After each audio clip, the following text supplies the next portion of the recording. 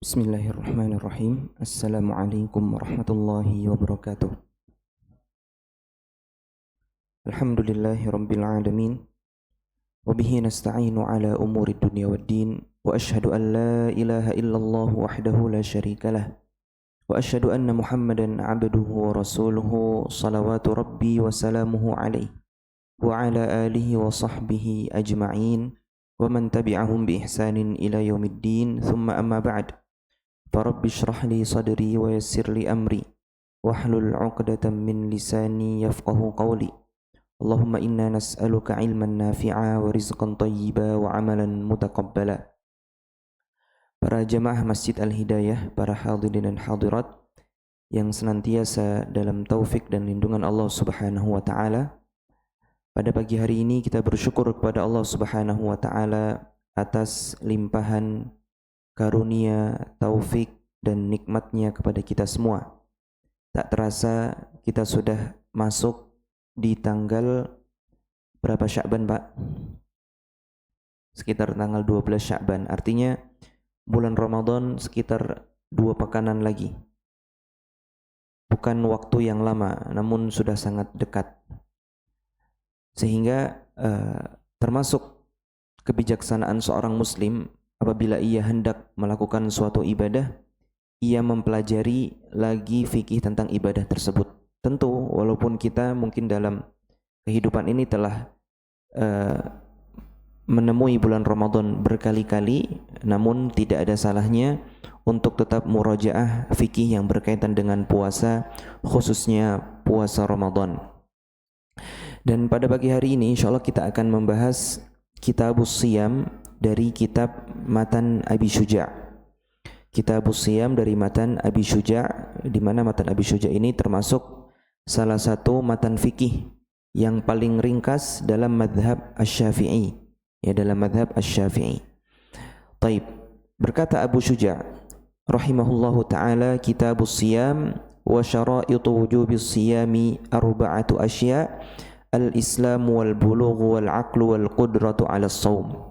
Beliau mengatakan Kitabus Shiyam, kitab yang berkaitan dengan puasa. Jadi dalam buku-buku fikih itu ada Kitabut Thaharah yang berkaitan dengan bersuci, ada Kitabus Shalah berkaitan dengan salat. Lalu setelah Kitabus Shalah ada Kitabus Shiyam. Di setiap kitab itu ada babnya. Setiap bab biasanya mengandung pasalnya. Nah, sekarang kita khusus hanya mengambil Kitabus Shiyam. Beliau mengatakan wa syara'itu wujubis shiyami arba'atu asya'. Syarat diwajibkannya berpuasa itu ada 4. Ada 4 kata beliau. Yang pertama al-Islam. Orang Islam harus punya Islam. Wal bulugh, baligh. Yang ketiga al-aql, punya akal. Yang keempat al-qudratu 'alas shaum. Al-qudratu 'alas shaum. Ayat yang membahas tentang kewajiban puasa secara umum adalah firman Allah Subhanahu wa taala dalam surat Al-Baqarah ayat 183. Allah taala berfirman, "Ya ayyuhalladzina amanu kutiba 'alaikumus shiyam." Wahai orang-orang yang beriman, telah diwajibkan atas kalian berpuasa. Berarti wajib hukumnya. Kama kutiba 'alal ladzina min qablikum la'allakum tattaqun, sebagaimana telah diwajibkan atas umat sebelum kalian agar kalian bertakwa. Namun Islam adalah agama yang mudah. Dahulu pertama kali disyariatkan berpuasa kepada kaum muslimin, ya, itu sekitar tahun 2 Hijriah. Para sahabat tidak langsung diwajibkan secara utuh, namun mereka diberikan pilihan. Kalau mereka mampu berpuasa itu afdal, itu paling utama. Kalau tidak, ya mereka boleh membayar fidyah, memberikan makan orang miskin, ya. Allah taala berfirman, ayyaman ma'dudat faman kana minkum maridan aw ala safarin fa'iddatum min ayyamin ukhra. Jadi diwajibkan atas kalian berpuasa di bulan Ramadan yang harinya hanya, ya, hari-hari yang bisa dihitung, 30 hari itu maksimal. Artinya dalam 1 tahun kita hanya diperintahkan berpuasa 1 bulan saja. Bayangkan kalau kita disuruh berpuasa 12 bulan. Nah, itu mungkin berat. Tapi Allah Subhanahu wa taala hanya khususkan bulan Ramadan saja. Dan pertama kali disyariatkan, Allah juga tidak memerintahkan langsung 30 hari. karena kaum muslimin belum terbiasa. Namun diberikan pilihan. Kata Allah, barang siapa yang di antara kalian itu sakit atau berada dalam safar, maka boleh baginya untuk mengganti di hari yang lain. Kemudian Allah mengatakan, wa 'alal ladzina yutiqunahu fidyatun ta'amu miskin.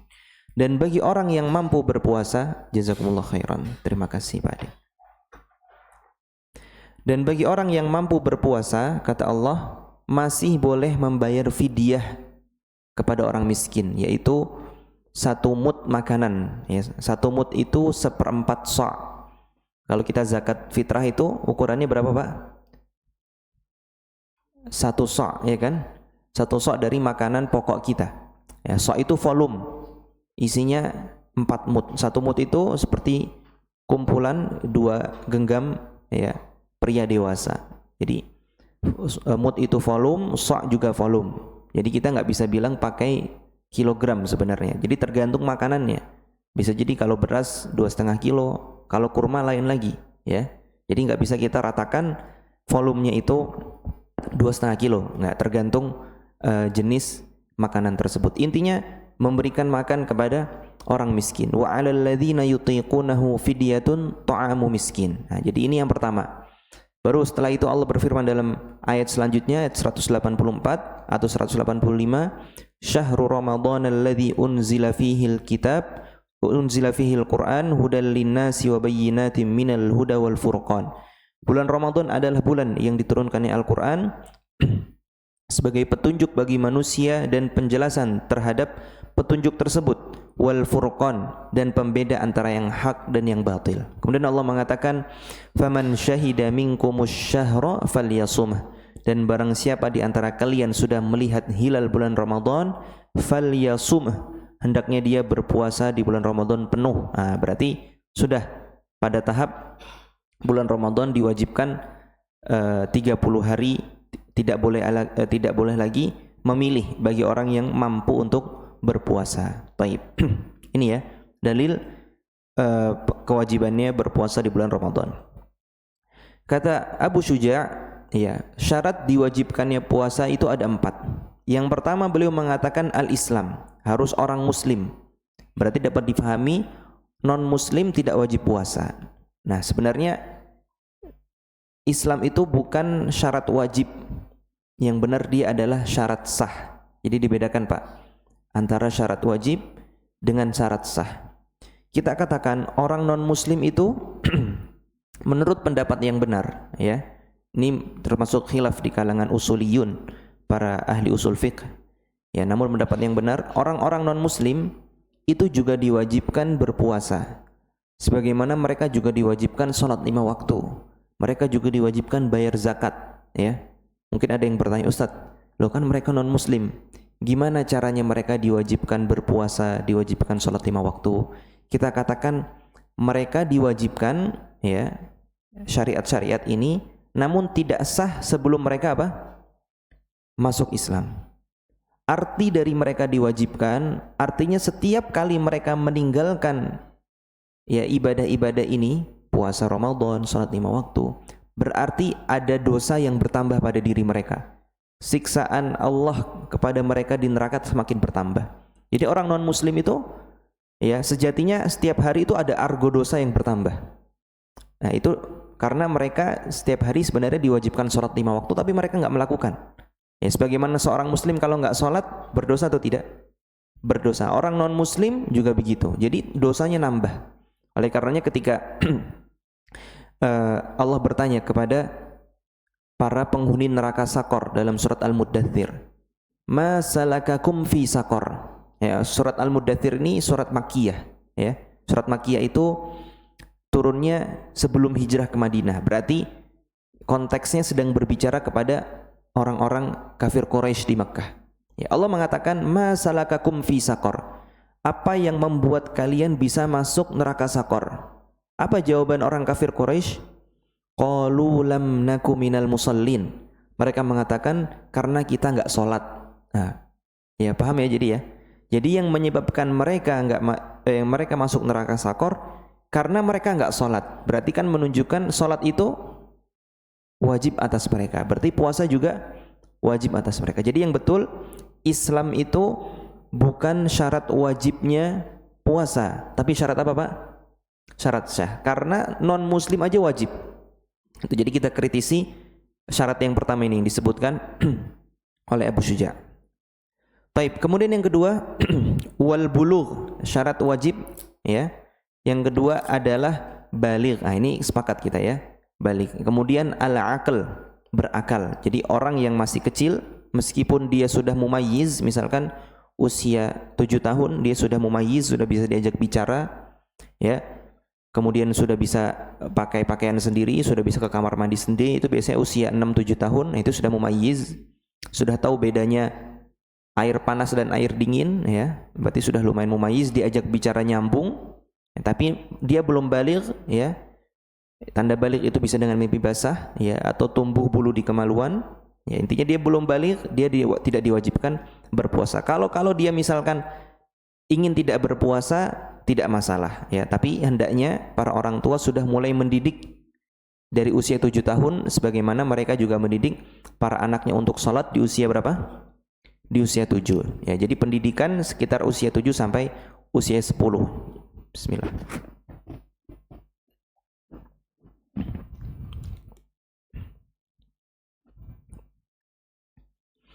Kemudian syarat yang keempat, wal qudratu 'ala shaum. Ya, syarat diwajibkannya berpuasa adalah mampu untuk berpuasa. Berarti yang tidak mampu untuk berpuasa boleh untuk tidak berpuasa. Contohnya misalkan orang yang sudah sangat tua ya, umur mungkin 95 tahun, sudah nggak mampu lagi berpuasa ya, boleh nggak berpuasa. Misalkan wanita hamil ya, yang sangat butuh terhadap asupan harian, misalkan mungkin keadaan tertentu ya, ada wanita hamil yang mampu berpuasa, ada yang tidak ya, dokter lebih paham, kita katakan boleh tidak berpuasa. Atau sedang menyusui, boleh tidak berpuasa. Namun ada perinciannya, dia harus bayar fidyah. Baik, intinya ada 4 ya tadi. Apa saja? Yang pertama tadi Islam. Yang benar Islam itu syarat apa? Syarat sah. Kemudian yang kedua baligh. Yang ketiga berakal. Berarti orang gila enggak wajib berpuasa. Kemudian yang terakhir mampu ya, karena orang berakal ya, kalau orang tidak berakal itu tidak bisa menghadirkan niat ya, tidak bisa menghadirkan niat. Gimana dia mau berpuasa Ramadan kalau dia nggak bisa menghadirkan niat berpuasa Ramadan. Kemudian Abu Syuja' mengatakan wa faraidu shaumi arba'atu asya. Ya, kewajiban berpuasa itu ada 4. Kita bisa katakan rukunnya. Rukunnya puasa itu ada 4. Beliau mengatakan an-niyatu, yang pertama adalah niat. Ya, niat untuk berpuasa Ramadan. Ya, kalau dia mau berpuasa Ramadan, niatnya harus puasa Ramadan. Kalau dia niatnya untuk puasa Senin Kamis, berarti niatnya adalah untuk puasa sunnah, gitu ya. Harus dibedakan antara puasa wajib dan puasa sunnah. Kemudian dalam mazhab Syafi'i dirinci. Kalau untuk puasa wajib, waktu terakhir untuk menghadirkan niat itu adalah sebelum fajar ya, sebelum fajar. Adapun puasa sunnah, seorang boleh menghadirkan niat puasa sebelum waktu zuhur. Bisa difahami ya? Jadi sebagai contoh misalkan hari ini ya, misalkan hari ini hari Sabtu, misalkan besok Senin ya, ana tidak sahur ya, nggak kepikiran juga untuk berpuasa. Kemudian di pagi hari ana ngerasa, wah ini hari ini juga kegiatannya nggak terlalu berat, ana mau puasa, itu boleh ya, karena itu puasa sunnah. Dalilnya adalah Nabi SAW pernah suatu hari masuk ke rumah Aisyah dan bertanya, apakah ada makanan? Kata ibunda Aisyah, tidak. Maka kata Nabi SAW, idzan ana shaim, kalau begitu saya mendingan puasa. Nah, ini berarti Nabi SAW dia mulai meniatkan puasanya dari semenjak pagi hari. Adapun kenapa kita membedakan antara niat puasa wajib dengan puasa sunnah? Karena ada hadis lain. Nabi SAW bersabda, man lam yubayyitis siyama minal laili fala siyama lahu. Barang siapa yang belum mengikat niat dari malam hari, maka dia tidak mendapatkan puasa. Nah, ini untuk membedakan antara puasa wajib dengan puasa sunnah. Kita harus mengkompromikan antara dua hadis, ya. Baik. Kemudian ada permasalahan baru. Kapan seorang itu atau berapa kali kalau dalam bulan Ramadan seorang itu harus meniatkan puasanya? Dengan kata lain, apakah setiap hari dia harus meniatkan besok harus puasa? Atau cukup satu kali niat di awal hari di bulan Ramadan itu sekaligus bisa mengcover 30 hari? Ini termasuk permasalahan yang diperselisihkan para ulama. Dalam mazhab Syafi'i harus setiap hari, harus ada niatnya. Setiap malam harus meniatkan. Adapun dalam mazhab Malik cukup di hari pertama untuk meniatkan 30 hari, itu tidak ada masalah. Namun sejatinya para jamaah yang Allah muliakan, khilaf ini hampir tidak ada tidak ada efek yang sangat besar di balik itu. Karena sejatinya kalau misalkan orang malamnya sholat tarawih, itu berarti tahu nggak kalau besoknya puasa?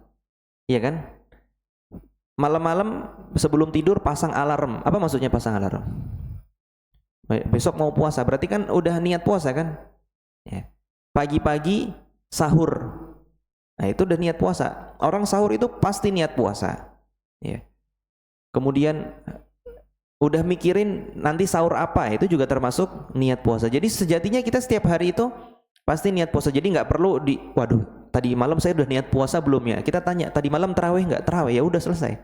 Ya, tadi pagi sahur nggak? Sahur, ya sudah. Kenapa Anda terlalu risau? Ya, jadi ini khilaf yang sebenarnya orang awam tidak perlu terlalu menganggapnya hal yang besar, ya. Taib. Itu khilaf yang sangat santai. Kemudian beliau mengatakan wal imsaku 'anil akli wasyurbi wal jima'i wa ta'ammudil qai. Ya.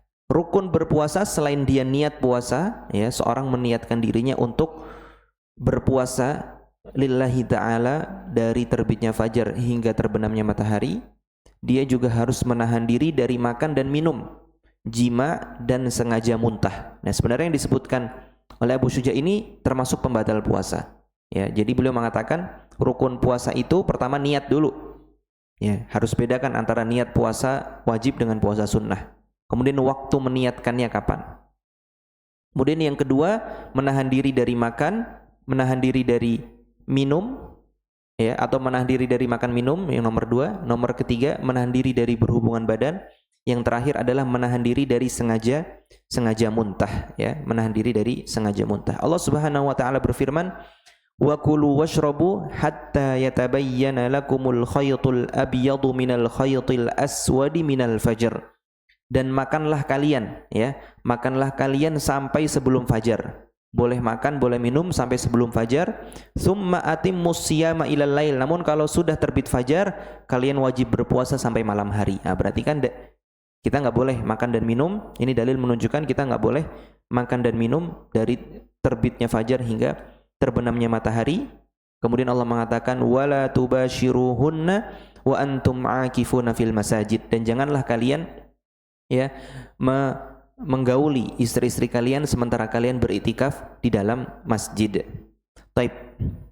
Adapun dalil dilarangnya seorang untuk sengaja muntah tatkala berpuasa adalah sabda Nabi SAW yang diriwayatkan oleh Abu Hurairah radhiyallahu taala anhu, bahwasanya Nabi SAW bersabda, "Man dzara'ahul qai'u wa huwa sha'imun falaysa 'alaihi qada' wa man istaqa'a 'amdan falyaqdi." Kata Nabi SAW, barang siapa yang tidak sengaja muntah, maka dia tidak perlu mengqadha puasanya. Namun barang siapa yang sengaja muntah, ya, baik itu dengan memasukkan sesuatu akhirnya dia muntah, maka hendaknya dia mengganti di lain hari, ya. Taib, ini ada faedah sihhiyah, faedah yang berkaitan dengan sisi kesehatan. Perbedaan antara orang yang muntah secara tidak sengaja atau di luar kontrolnya dengan orang yang menyengajakan diri untuk muntah. Yang pertama itu menghilangkan penyakit. Ya, seorang kalau misalkan lagi mules, tiba-tiba pusing, tiba-tiba mual, ya, pengen muntah. Selesai muntah, sehat lagi enggak?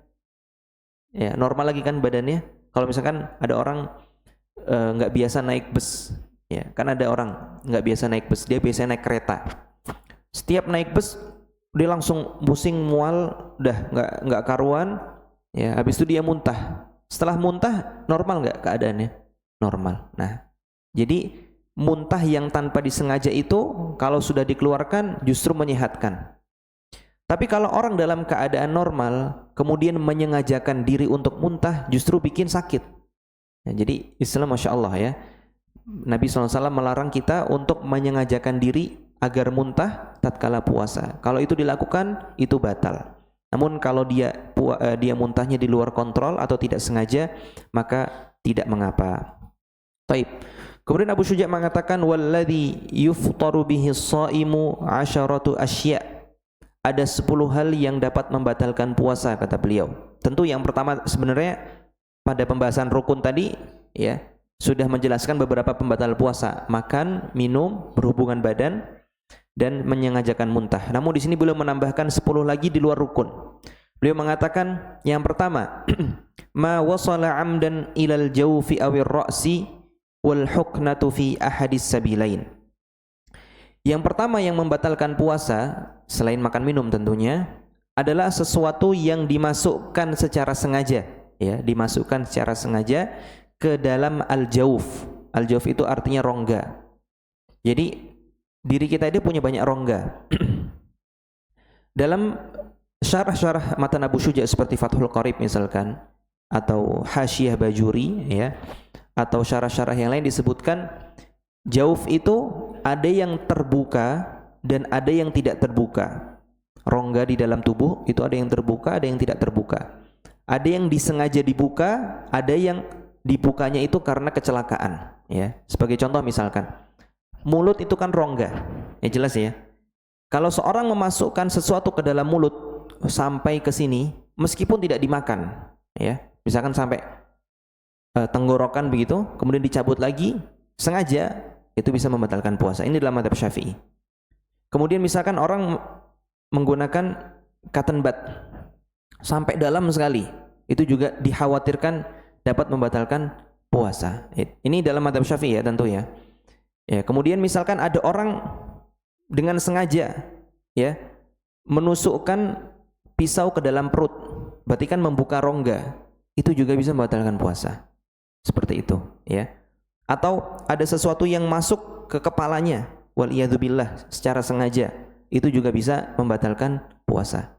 Ini dalam mazhab Syafi'i. Kata mereka, sesuatu yang masuk ke dalam rongga itu seperti makanan dan minuman. Jadi ada kias di situ. Ya, namun ini didiskusikan di kalangan para ulama. Enggak semua yang masuk ke dalam rongga itu bisa dianalogikan seperti makan dan minum. Ya, tapi dicatat, tetap tertulis ini dalam buku-buku para fuqaha. Kemudian yang kedua kata beliau wal huknatu fi ahadis sabilain. Al huknah itu artinya bisa diterjemahkan itu seperti suntikan atau menyuntikkan sesuatu atau memasukkan sesuatu ke dalam salah satu dari lubang kubul atau dubur. Ini sebenarnya mirip dengan yang sebelumnya. Ada rongga kemudian dimasukkan sesuatu. Praktek kontemporernya itu seperti memasukkan mikrolak. Bisa difahami ya? Mikrolak itu kan dimasukkan, mohon maaf, dari dubur supaya memancing kotoran ya agar keluar. Nah, dalam mazhab Syafi'i ini membatalkan puasa dan jumhur juga ya. Dalam mazhab Ahmad, Malikiyah dan Hanafiyah, kalau tidak salah mereka juga mengatakan hal demikian ya. Contoh lain misalkan apa, Pak? Kateter. Tahu ya kateter? Ya. Itu juga termasuk yang membatalkan puasa. Namun sekali lagi ini juga didiskusikan oleh para ulama, apakah hal tersebut bisa dianalogikan seperti makan dan minum? Ya, ini ada dua pendapat. Jumhur mengatakan itu bisa dianalogikan, ya, karena seperti memasukkan sesuatu ke dalam mulut, baik itu makanan atau minum, maka memasukkan sesuatu ke dalam dubur atau kubul itu juga dapat membatalkan puasa. Namun, ana pribadi, ya walaupun ini makomnya bukan makom fatwa, tapi ana pribadi lebih condong kepada yang mengatakan tidak membatalkan puasa. Karena tidak bisa dikatakan makan dan minum baik secara syariat maupun urf ya maupun adat istiadat masyarakat manapun kalau mikrolak itu bagian dari makanan. Memang ada yang mengatakan sesuatu yang dimasukkan, misalkan ada orang sakit dimasukkan mikrolak. Ada nggak yang mengatakan secara syar'i maupun secara urf kalau orang itu habis makan? Ada nggak? Hah? Tidak ada, ya tidak ada. Orang pakai kateter nggak ada yang menganggap dia makan, nggak ada, ya. Nah, juga nggak ada yang mengatakan itu makan, ketut di air. Ada nggak yang mengatakan ketut di air makan? Ya kan, tidak ada. Ya, jadi itu bukan bagian dari makan dan minum dan tidak bisa dianalogikan dengan makan dan minum. Ini pendapat menurut ana lebih kuat meskipun bukan pendapat mayoritas. Ya, ini pendapat Ibnu Taimiyah sebenarnya. Ibnu Taimiyah, kemudian Ibnu Hazm Al-Zahiri dan sebagian ulama-ulama dari sebagian mazhab yang menyelisihi mayoritas. Seperti misalkan ya sekarang ada untuk mengecek suhu panas tubuh itu kan terkadang harus dimasukkan ke dalam dubur termometernya. Nah, berarti menurut pendapat ini, menurut mazhab Syafi'i dan mayoritas itu batal karena seperti memasukkan sesuatu ke dalam lubang. Tapi kita katakan selama tidak ada yang menganggap itu bagian dari makan atau minum, menurut uruf kita katakan itu tidak batal dan ini lebih masuk akal. Ya enggak? Lebih masuk akal. Orang memakai cotton bud, masa kita katakan dia makan? Enggak ada yang bilang pakai cotton bud bagian dari makan. Tapi setidaknya kita tahu ada silang pendapat di kalangan para ulama sehingga kalau suatu saat kita melihat ada seorang yang berfatwa atau membacakan demikian di kalangan pendai atau kiai, kita tahu oh ini ada dasarnya, ya, ada ulamanya yang mengatakan demikian sebelumnya. Baik. Jadi jelas ya masalah yang pertama dan yang kedua. Kemudian Abu Syuja mengatakan wal qai'u amdan, pembatal puasa adalah muntah secara sengaja. Tadi sudah kita jelaskan dalilnya. Wal wat'u amdan fil farj, ini jelas ya. Jima, ya, melakukan hubungan badan sengaja masuk ke dalam farj. Sebenarnya farj, kata farj itu lebih umum. Ya, farj itu bisa masuk ke dalam kategori kubul maupun dubur. Jadi seorang yang melakukan hubungan badan, baik melakukan dari kubul maupun dubur, wa'iyadzubillah, baik melalui kubul maupun dubur, wa'iyadzubillah, tetap batal. Jadi mungkin ada orang yang menganggap dia tidak melakukan hubungan badan lewat jalur biasanya, lewat kubul, tapi lewat dubur. Kita katakan dosa Anda double. Ya, pertama itu diharamkan dalam Islam, yang kedua Anda pasti batal. Ya, taib. Wal inzalu an mubasyaratin, keluar air mani secara sengaja. Ya, ini juga termasuk yang membatalkan puasa meskipun tanpa jima. Ya, meskipun tanpa jima, dan ini juga pendapat jumhur. Nah, perkataan Abu Syuja an mubasyaratin, secara sengaja atau secara langsung, itu mengeluarkan orang yang keluar air mani, mohon maaf, ya, dalam keadaan ihtilam atau mimpi basah. Dalam keadaan ini dia tidak batal puasanya. Jadi kalau orang ya sedang puasa lalu mimpi basah di siang bolong, ya wajib baginya cukup mandi saja karena sebentar lagi mau sholat misalkan, tapi tidak perlu mengqadha puasanya karena tidak batal. Kemudian wal haidu, haid jelas ya, kalau perempuan tiba-tiba di tengah hari dia haid, ya, dia batal puasanya. Atau nifas, ya, seorang habis melahirkan, ya, dia tidak diwajibkan berpuasa. Wal junun, gila, hilang akal, ya, itu juga tidak diwajibkan berpuasa. Kemudian beliau mengatakan ar-riddah, ar-riddah itu murtad. Ini kebalikannya Islam sebenarnya, syarat sah. Baik. Itu diantara pembatal-pembatal puasa. Kemudian beliau mengatakan wa yustahabbu fi shaumi thalathatu asya'. Ta'jilul fitr wa ta'khirus suhur wa tarkul hujri minal kalam. Disunnahkan di dalam puasa itu 3 hal. Ya, meskipun beliau menyebutkan 3 hal, sejatinya lebih dari itu. Tapi beliau mungkin hanya mengkhususkan yang yang jelas-jelas saja atau sering ditemui masyarakat. Yang pertama adalah ta'jilul fitr, menyegerakan berbuka. Ini disunnahkan. Jadi kalau sudah lihat matahari terbenam, ya, meskipun kita belum mendengar muadzin misalkan, ya, karena muadzinnya batal dulu baru dia adzan, kita boleh membatalkan puasa. Misalkan kita tinggal di dekat pantai, ya, yang bisa langsung melihat matahari tenggelam, langsung makan, ya, langsung makan. Tapi bisa jadi di satu daerah, ya, waktu berbukanya berbeda. Misalkan ada orang tinggal di pantai, dia melihat matahari tenggelam, dia bisa langsung membatalkan puasa. Tapi orang yang di atasnya sedang di atas pesawat, bagi dia matahari belum tenggelam, ya berarti belum batal, ya. Tunggu matahari tenggelam baru dia boleh membatalkan puasa. Wa ta'khirus sahur, mengakhirkan sahur. Ya, disebutkan dalam hadis bahwa Nabi SAW pernah sahur bersama dengan Zaid bin Thabit. Kemudian Zaid bin Thabit ditanya, berapa jarak antara sahur Nabi sampai Nabi SAW itu mengimami manusia atau berangkat menuju salat? Kata Zaid bin Thabit, qadru khamsina ayah, sekitar 50-an ayat.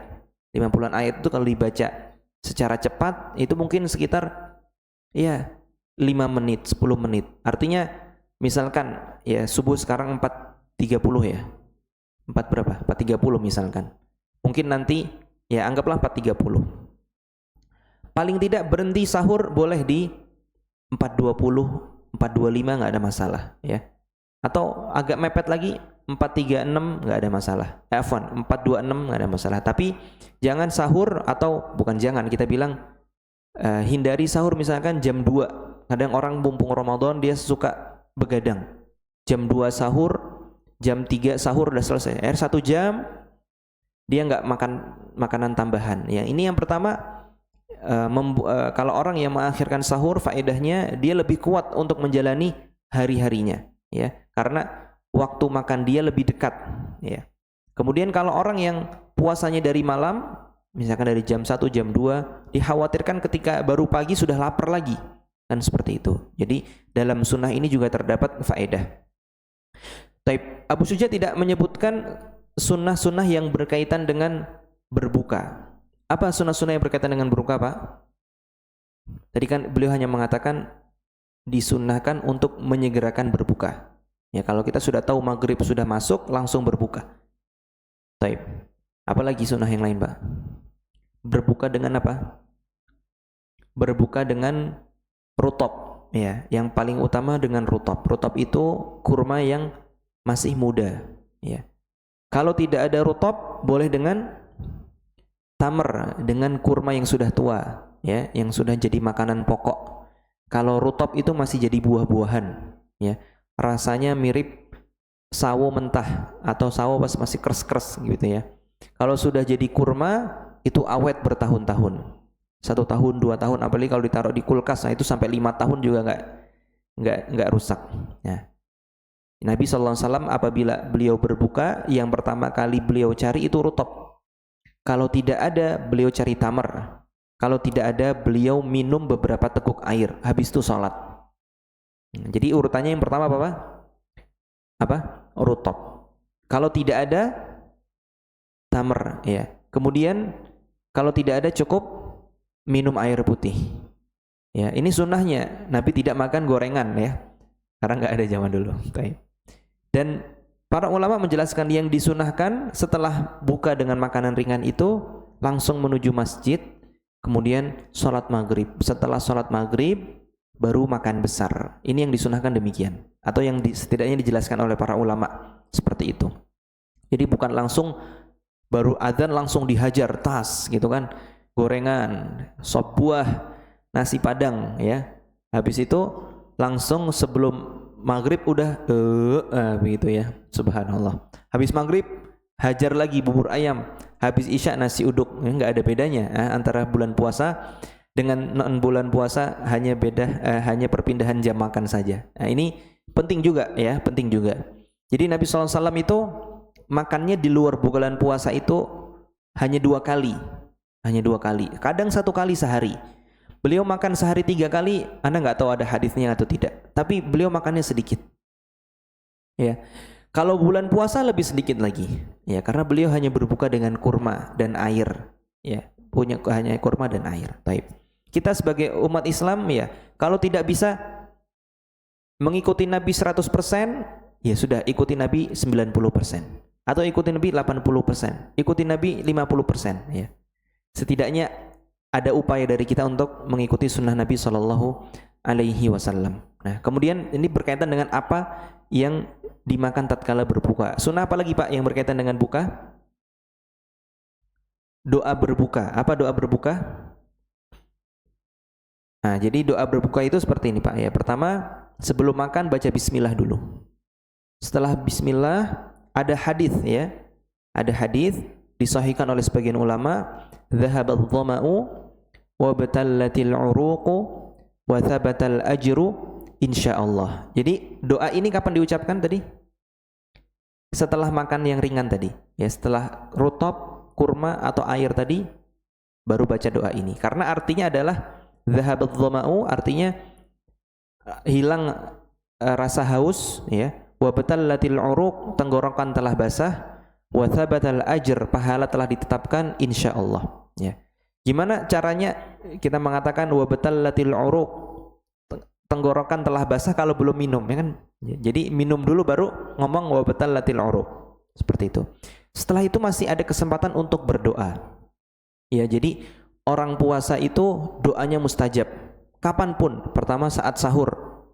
Sahur itu selain kita berpuasa, waktu sahur itu udah waktu mustajab karena dia berada di sepertiga malam terakhir ya. Oleh karenanya ketika kita sahur, pas sahur ya, usahakan tidak perlu nonton TV. Ya, nonton TV itu hanya menghilangkan keberkahan saja. Apalagi TV-nya misalkan isinya cuma komedi ketawa-ketawa saja. Dimatikan. Bismillah, kita mendidik diri kita dan keluarga.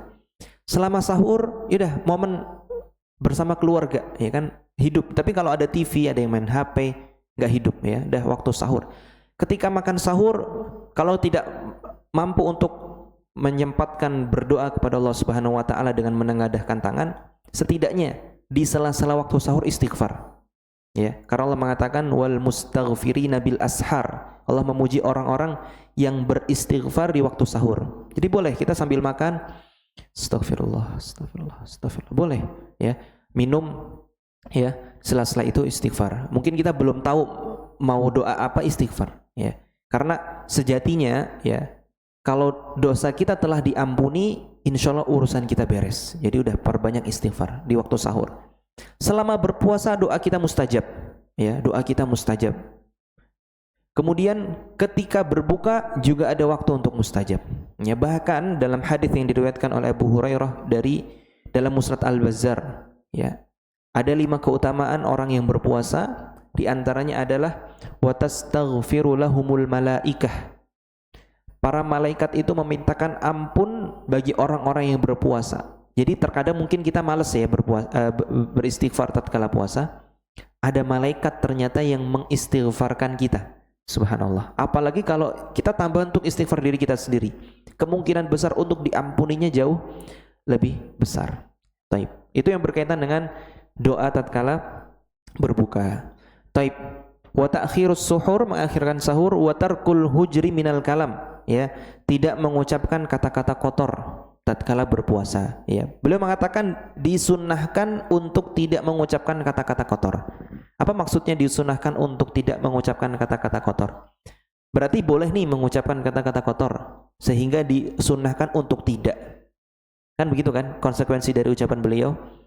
Kita katakan mengucapkan kata-kata kotor itu diharamkan ya bagi setiap muslim, baik di dalam Ramadan maupun di luar Ramadan. Laisal mu'minu bit-ta'an ya, walal la'an. Seorang muslim itu enggak suka mencaci maki, enggak suka ngeledek-ngeledek, enggak suka ngomong kotor, enggak suka melaknat. Itu kata Nabi sallallahu alaihi wasallam. Ya. Namun di bulan puasa akad, lebih utama untuk seorang muslim itu tidak mengucapkan kata-kata kotor.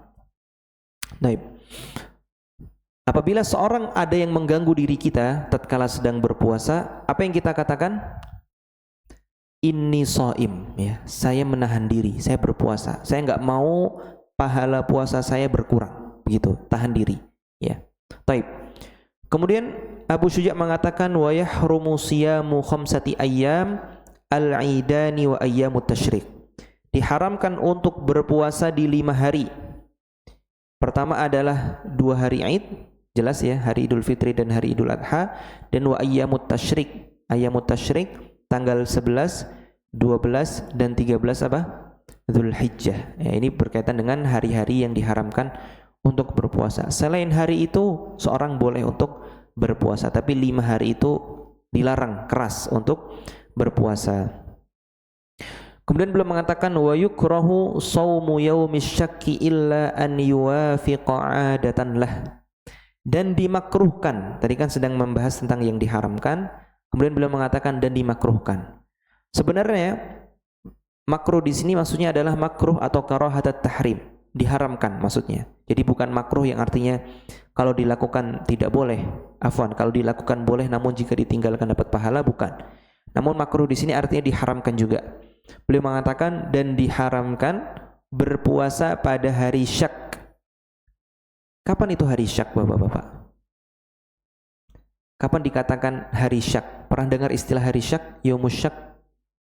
Yaumus syak itu adalah 30 Sya'ban. Apabila ada yang bercerita kalau dia melihat hilal, gitu. Ya, ada yang bercerita, ada yang melihat hilal, namun tidak menjadi pengumuman resmi negara. Itu yaumus syak, kita bisa bilang seperti itu. Ya, mungkin ada anak kecil yang melihat hilal. Ya, atau ada orang yang tidak terpercaya melihat hilal, yang mana orang tersebut kalau bersaksi kesaksiannya tidak diterima. Tapi ada yang melihat hilal, dan sebagian orang yang melihat hilal itu ada yang berpuasa, tidak mengikuti pemerintah. Kita bisa bilang ini yaumus syak, ya. Setidaknya ini yaumus syak, dilarang untuk berpuasa, ya. Kata Nabi SAW, man shama al-yawma alladhi yushakku fihi an-nas aw man shama al-yawma alladhi yashakku fihi an-nas faqad 'asa Abul Qasim. Barang siapa yang berpuasa pada hari yang manusia itu ragu, itu masih 30 Sya'ban atau 1 Ramadan, maka dia telah bermaksiat atau menyelisih perintahnya Abul Qasim, Nabi Muhammad sallallahu alaihi wasallam. Jadi seperti itu. Tapi kalau hari yang sudah dipastikan itu 30 Sya'ban, enggak apa-apa.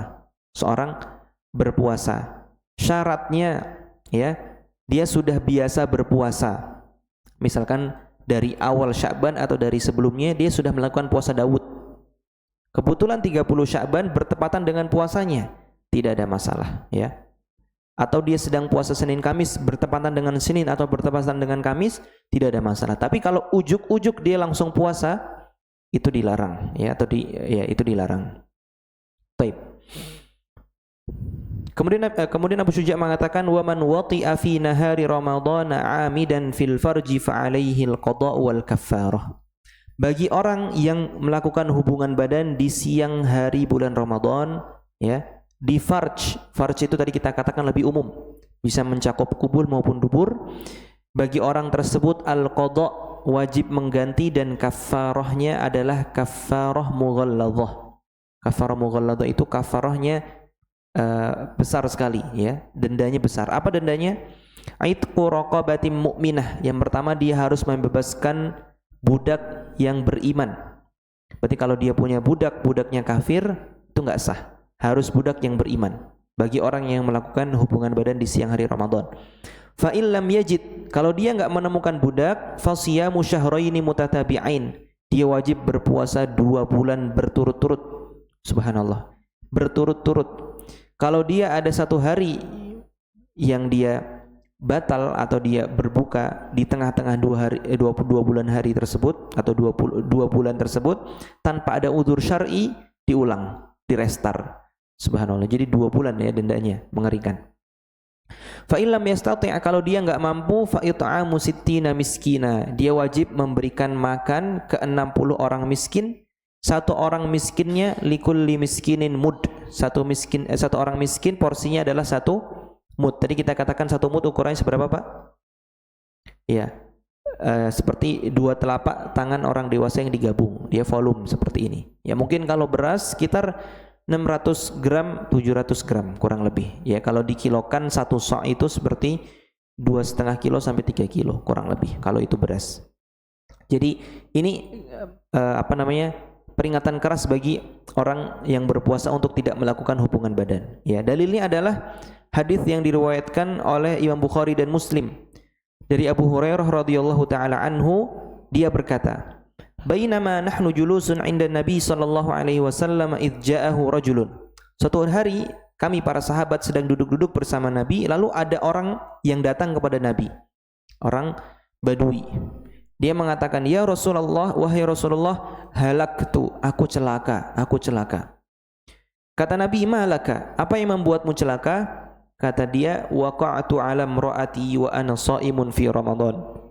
Aku telah berhubungan badan dengan istriku di siang hari bulan Ramadan ini. Ya. Kemudian kata Nabi SAW, hal tajidu raqabatan tu'tiquha, kamu punya budak enggak yang bisa dibebaskan? Kata orang ini, tidak. Fahal tastati'u an tasuma syahraini mutatabi'ain, apakah kamu mampu untuk berpuasa 2 bulan berturut-turut? Apa jawabannya? Tidak. Ya bayangin aja, dia aja di siang hari bulan Ramadan aja nggak bisa menahan nafsu, ya. Gimana disuruh berpuasa 2 bulan berturut-turut, ya. Jadi ada keadaan sebagian orang yang justru ketika berpuasa gairahnya bertambah seperti orang ini.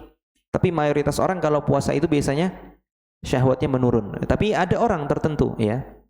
Contohnya orang ini. Taib. Kemudian Nabi mengatakan, fahal tajidu it'amu sittina miskina, kamu bisa enggak memberikan makan ke 60 orang miskin? Ya, kata orang ini, la, enggak mampu. Ya. Kemudian Nabi SAW didatangkan sekitar 1 tampah kurma, ya. Kemudian Nabi mengatakan, ainas sa'il, mana tadi orang yang datang? Akhirnya orang tersebut mengatakan, ana, saya. Kata Nabi SAW, khudh hadha fatasaddaq bihi, ambil 1 nampan kurma ini, silakan kamu sedekahkan sebagai kafarah khusus untukmu. Kata orang ini, a'ala afqaru minni ya Rasulullah, apakah aku harus menyedekahkan kurma ini kepada orang yang lebih fakir daripadaku? Kata orang tersebut, fa wallahi ma baina labataiha ahlu baitin afqaru min ahli baiti. Wahai Rasulullah, demi Allah, di Madinah ini saya orang paling miskin, gitu. Apa kata Nabi SAW? At'imhu ahlak, ya udah kasih buat keluargamu. Subhanallah. Jadi ada orang, ya, Badui, dia melakukan hubungan badan di siang hari Ramadan. Kemudian datang kepada Nabi untuk mencari solusi. A, B, C nggak bisa, ya, sampai akhirnya Nabi SAW yang menyedekahkan padanya kurma untuk disedekahkan kepada orang lain. Tapi ternyata dia orang paling miskin di Madinah. Akhirnya kurmanya buat dia sendiri, masya Allah, ya. Hubungan badan menghasilkan kurma gratis, ya, khusus bagi dia saja. Taib. Kemudian kata Abu Syuja, wa man mata wa alaihi siyamun min Ramadan ut'ima anhu likulli yaumin muddun. Bagi orang yang meninggal dan masih punya hutang puasa di bulan Ramadan, ut'ima anhu likulli yaumin muddun, maka, ya, diambil dari harta warisnya untuk mengganti puasa yang bolong tersebut 1 hari, seperti memberikan 1 mud makan kepada orang miskin. Namun pendapat ini pendapat yang lemah. Pendapat yang kuat adalah yang disabdakan oleh Nabi SAW, man mata wa alaihi siyamun shama anhu waliyuh. Barang siapa yang wafat dan masih punya hutang puasa, walinya yang berpuasa atas namanya, begitu. Ya, walinya itu bisa dari kalangan kerabat, baik di ahli waris atau bukan.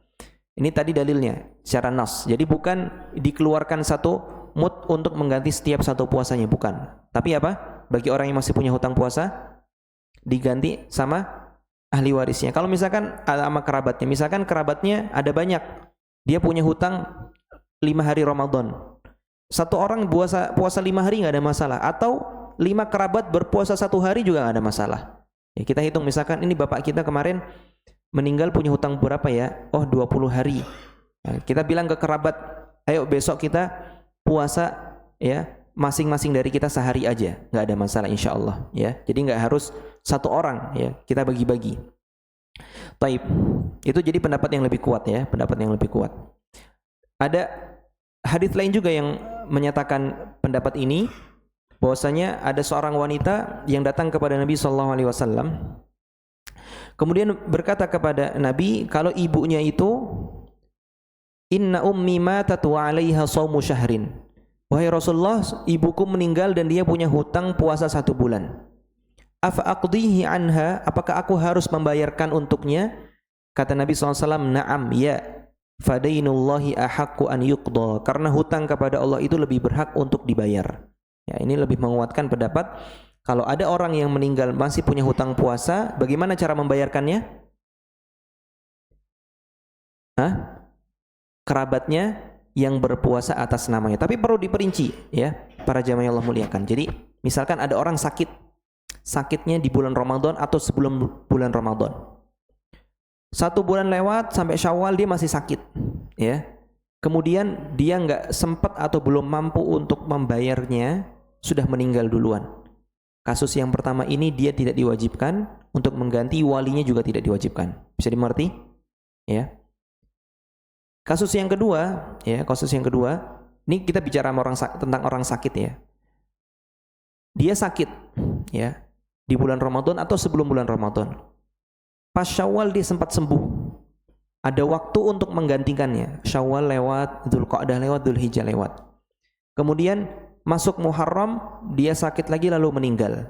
Nah, ini baru para walinya menggantikan puasanya. Bisa dimengerti ya?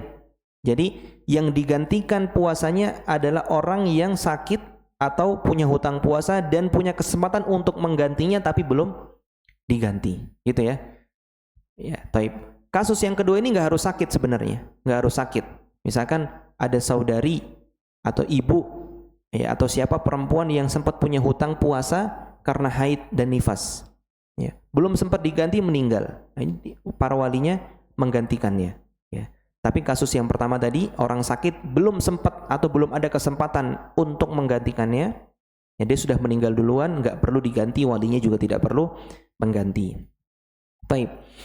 Wasyaikhu in ajaza 'anis shaumi yuftiru wa yut'imu an kulli yaumin mudda. Adapun orang yang sudah sangat tua, yang enggak mampu berpuasa, enggak sakit nih, bukan karena sakit, tapi sudah sangat tua dan enggak punya kekuatan untuk berpuasa, ya, baginya untuk berbuka, dia boleh enggak berpuasa, tapi membayar atau memberikan makan 1 orang miskin setiap hari puasanya, 1 orang miskin dapat 1 mud.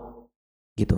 Kapan waktu pembayarannya? Setiap selesai puasa itu minimal. Jadi nggak boleh misalkan ada orang tua nih ya, belum masuk bulan Ramadan, masih 29 Sya'ban. Tapi dia tahu dia nggak mampu berpuasa. Dia langsung ya membagikan beras kepada 30 orang miskin, setiap 1 orang miskin dapat 700 gram misalkan, nggak boleh. Bukan gitu. Jadi pembayarannya itu minimal ya, kalau misalkan hari pertama Ramadan, pembayarannya di hari kedua, ya. Hari kedua pembayaran di hari ketiga. Atau kalau mau diakhirkan di Syawal sekalian nggak ada masalah. Tapi jangan sampai sebabnya belum ada dia sudah bayar duluan, gitu ya. Jadi harus ada hutangnya dulu, baru dia membayar fidyah.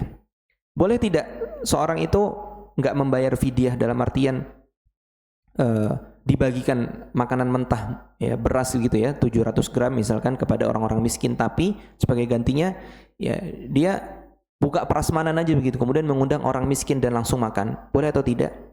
Jawabannya boleh. Justru ini yang diamalkan oleh para sahabat. Ya, dulu Anas bin Malik ketika sudah sangat tua dan dia tidak mampu untuk berpuasa Ramadan, ya, di akhir umur beliau, maka sekitar bulan Syawal atau setelah Ramadan, ya, beliau memanggil orang-orang miskin untuk makan di jamuannya. Ya, mungkin kalau zaman kita sekarang kayak prasmanan atau bagi nasi kotak. Justru ini lebih utama, karena zaman sekarang insya Allah orang nggak ada yang nggak punya beras. Insya Allah orang punya beras, insya Allah. Kalau nggak punya beras, punya mie, insya Allah.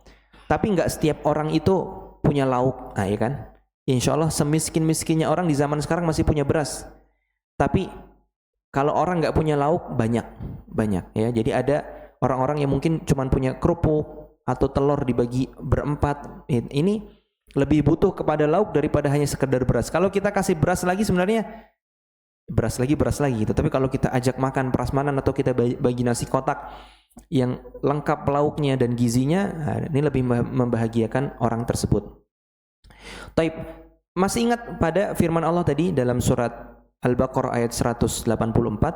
Allah mengatakan wa 'alal ladzina yutiqunahu fidyatun ta'amu miskin. Bagi orang yang mampu untuk berpuasa masih boleh untuk membayar fidyah. Ini kapan ayat ini diamalkannya? Kapan? Pas awal-awal sebelum puasa Ramadan itu diwajibkan full.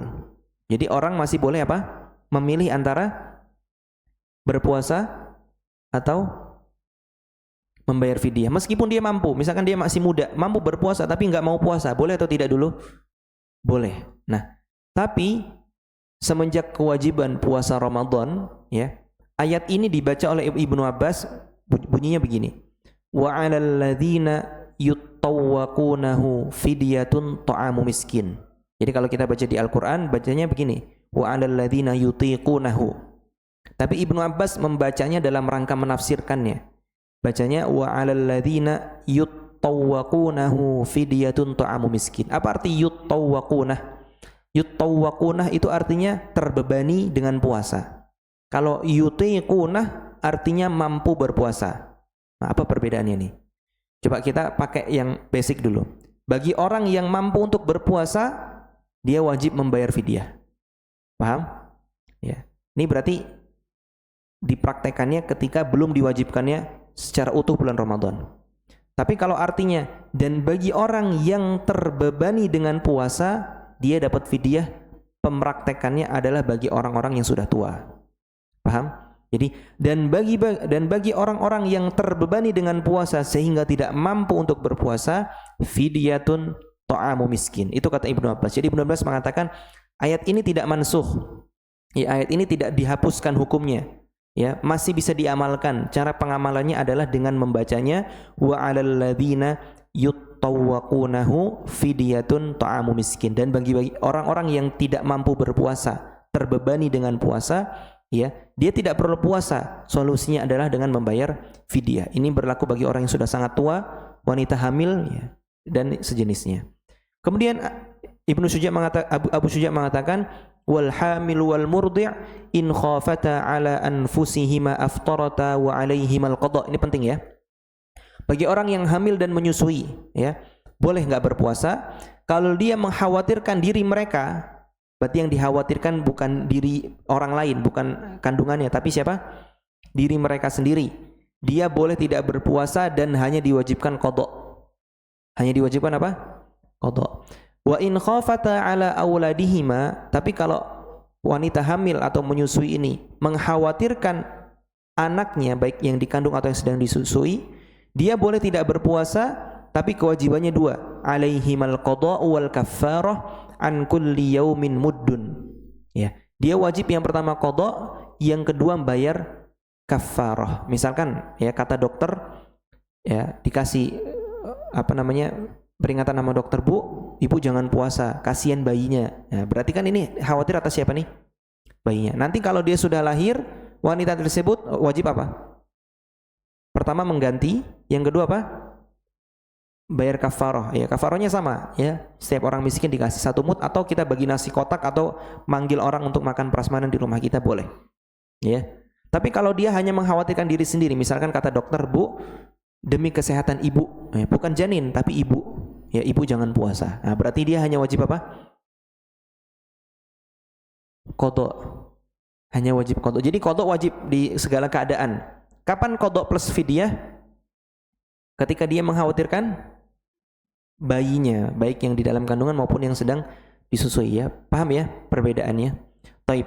Kemudian Abu Syuja mengatakan wal maridu wal musafiru safaran tawilan yuftirani wa yaqdiyan. Dan bagi orang yang sakit yang parah ya, bukan panuan ya, sakit parah. Bukan panuan atau bukan keseleo doang gitu ya, atau cuman sariawan ya. Itu boleh untuk tidak berpuasa tapi dia mengqadha ya. Ya. Kemudian juga yang safar, tapi safar yang safarnya safar yang panjang ya, safar yang tawil. Kalau dalam mazhab Syafi'i, kalau dikalkulasikan dengan kilometer zaman sekarang sekitar 80-an kilometer, 85 kilometer.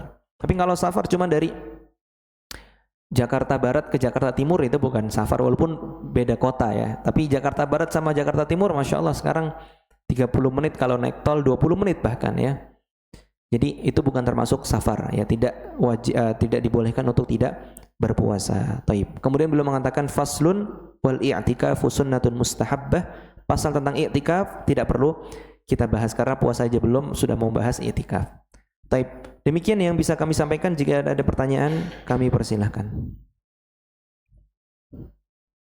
Silakan Pak.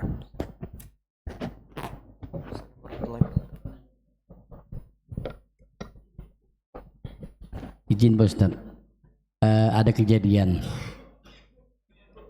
istrinya meninggal. Selama Ramadan itu kan pasti ada masa haidnya ya. Nah, pas meninggal usia 60 tahun. Itu sama ustadznya dikatakan harus bayar fidyah seusia beliau, dan 1 tahunnya tuh 1 gram. Benar atau tidak itu? Apanya Pak? 1 tahunnya 1 gram 1 gram apa? emas dihitungnya. Taib. Syukuran. Salah itu Pak berarti. Salah. Jadi kalau wanita haid, ada yang masih haid umur 60 itu ada, tapi jarang. Biasanya udah mulai 60 atau sebelum 60 sudah berhenti haid. Tapi misalkan dia masih haid, kemudian dia meninggal masih ada hutang haid. Haid ini bukan sakit ya. Bukan sakit ya. Berarti seperti kata Nabi, man mata wa alaihi siyamun shoma anhu waliyuh. Barang siapa yang dia masih punya hutang puasa dan meninggal, maka walinya yang memuasakan atas namanya. Begitu. Itu jawabannya seperti itu. Adapun kalau dia mewajibkan 1 tahunnya 1 gram emas, kita tanya ke ustadznya, afwan ustadz, boleh saya tahu dalilnya? Nggak ada masalah. Jadi setiap fatwa yang dikatakan oleh ustadz itu orang awam berhak untuk meminta dalilnya. Itu boleh. Ya, sama seperti kita kalau misalkan mau makan ke restoran, boleh nggak kita bertanya, ini restoran sudah ada sertifikat halalnya, boleh nggak gitu kan? Boleh kan? Ini untuk makan. Kalau kita mau kedatangan investor nih, atau kedatangan orang yang mau minta kita jadi investornya, kita langsung kasih uang atau kita baca dulu prospektusnya panjang, kita periksa, oh baru kita kasih uang. Itu kan urusan dunia kan? Urusan akhirat kita boleh tanya, Ustadz, 1 gram emas tiap tahun boleh tahu dalilnya gitu. Nah gitu. Kalau misalkan dia bilang 1 gram emas itu setara dengan masih ngasih makan 30 orang miskin dengan 1 mud, kita katakan itu fluktuatif. Mungkin sekarang 1 gram emas lebih ya, mungkin lebih cuman ngasih makan 30 orang ya. Mungkin dulu iya, tapi kan menetapkan khusus 1 gram emas, nah itu perlu dalil gitu. Barakallahu fiik. Izin Ustaz, Assalamualaikum warahmatullahi wabarakatuh. Ini terkait jima yang membatalkan puasa tadi, jima siang ya. Nah ini jujur mungkin pengalaman pribadi ya dulu Pak ya. Jadi waktu masih belum punya anak, masih ada istri zaman itu. Jadi kalau kita lakukan itu, kita tidak melakukan puasa 2 bulan, tidak melakukan yang 60 memberi makan anak orang miskin tadi, tetapi kita hanya mengkodok saja. Nah, terkait itu apakah kita itu berdosa sebelum kita lakukan itu sampai sekarang atau seperti apa? Itu. Terima kasih. Barakallahu fiik. Sebenarnya kasus orang yang bertanya kepada Nabi, halaktu, saya celaka karena telah melakukan hubungan badan di siang hari Ramadan, dia juga kondisi nggak tahu kalau itu diharamkan atau nggak tahu kafarohnya, tapi dia punya feeling ini dosa besar. Akhirnya datang ke Nabi, sama Nabi dikasih solusi. Dia nggak mampu melakukan semuanya karena dia sangat miskin.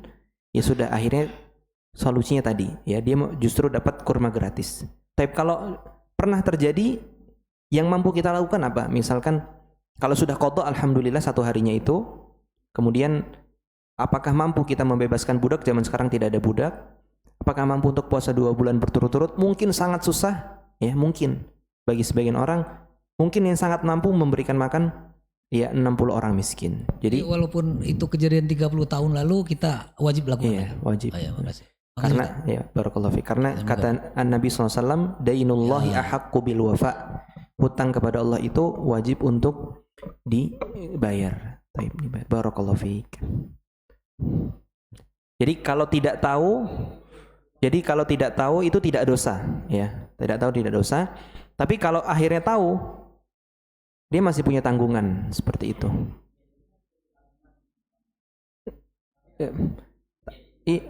Iya, tidak. Dia kan sudah baligh. Ini orangnya juga yang datang kepada Nabi, apakah sudah tahu kafarohnya? Kan nggak tahu kan? Makanya dia datang ke Nabi. Tapi dia tahu dia salah, gitu. Seperti itu. Jadi ada beberapa jenis ibadah yang kalau baru tahu sekarang dia nggak perlu bayar, ya. Misalkan sebagai contoh, atau dia nggak ada tanggungan apa-apa, gitu. Sebagai contoh misalkan dia nggak tahu nih kalau misalkan seorang muslim tidak boleh, contoh ya, misalkan seorang muslim itu tidak boleh membeli sesuatu atau menawar sesuatu di atas tawaran saudaranya. Misalkan, Ustaz, dulu nih saya rumah beli padahal pas lagi ada yang nawar terus saya serobot gitu, tapi saya nggak tahu, Ustaz. Ya sudah, dia nggak tahu gitu, minta maaf aja kalau masih ketemu orangnya, nggak perlu kayak di gimana atau ada kafarah tertentu atau bagaimanapun, tidak. Nah, tapi khusus kasus ini, meskipun dia baru tahu dan kasusnya sudah lama, sama seperti orang Badui ini datang ke Nabi dan nggak tahu, tapi Nabi kasih solusi kafarahnya. Barakallahu fiik.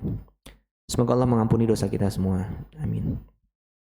Sudah cukup? Tidak ada pertanyaan tambahan? Jika tidak ada, kami ucapkan jazakumullah khairan kepada jamaah sekalian. Semoga ilmu yang kita bahas pada pagi hari ini dapat bermanfaat bagi diri saya sendiri dan jamaah sekalian. Dan semoga Allah Subhanahu wa taala ya membuat kita bisa berpuasa di bulan Ramadan nanti dan mendapatkan ampunannya, ya, keluar dari bulan Ramadan dalam keadaan suci dan bersih, tidak ada hasad di hati kita kepada kaum muslimin, dan kita semua bisa dimasukkan ke dalam surga Allah Subhanahu wa taala tanpa hisab dan tanpa azab, bersama dengan orang-orang yang kita cintai dan orang-orang beriman lainnya. Wassallallahu wasallam ala nabiyina Muhammad wa ala alihi wa sahbihi ajma'in walhamdulillahi rabbil alamin.